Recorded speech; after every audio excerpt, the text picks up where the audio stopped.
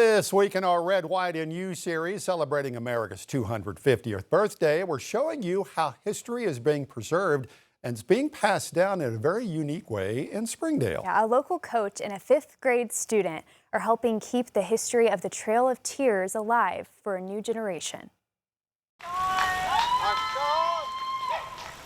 950 miles from Georgia to Cherokee Nation. Every year, the Remember the Removal bike ride follows parts of the original Trail of Tears. It's a test of endurance and emotions, and as longtime Springdale wrestling coach Nika West knows, an intense process to qualify and prepare. Preparation it's about 6 months. My teammates and I, we go to class every week.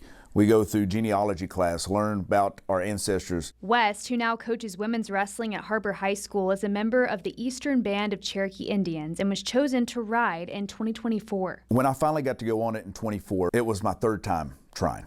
I was able to do a lot of my training with Cherokee Nation in Oklahoma, and we'd work our way up from 10 miles to eventually 60 miles, had a 60-mile test. Every mile brought new perspective on the past. We did all 60 miles in the pouring rain, and I remember we got to lunchtime and I took my shoe off and just dumped waters out.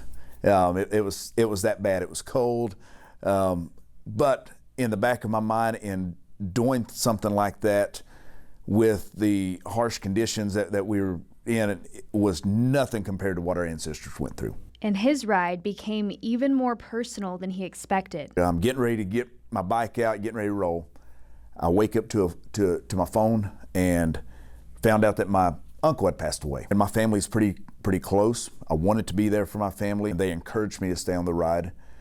But one thing that kept going through my head was, during the time of the removal, how many ancestors did they lose along the way, and they still had to pick each other up and just keep moving. This is my map. While West followed his ancestors' journey back home in Springdale, 5th grader Everlee Ellis is learning from his. I created an ArcGIS story map for my client, Mr. Nika West, so that he can store his memories all in one place. It's an interactive digital map Ellis and her former classmate Davis spent 2 years creating through John Tyson Elementary School of Innovation's EAST program. It was a little bit of a self-taught thing. We would both have a little notebook and we would ask him some questions about what he wanted on the map and about the trip, and then we would apply it to the map. West isn't the only one who can relive those moments. Their map is reaching a wider audience, nominated for awards and recognized statewide. Miss Bogart got emails from CAST at the University of Arkansas, the Northwest Arkansas Regional Planning Commission, and the Heritage Trail Partners.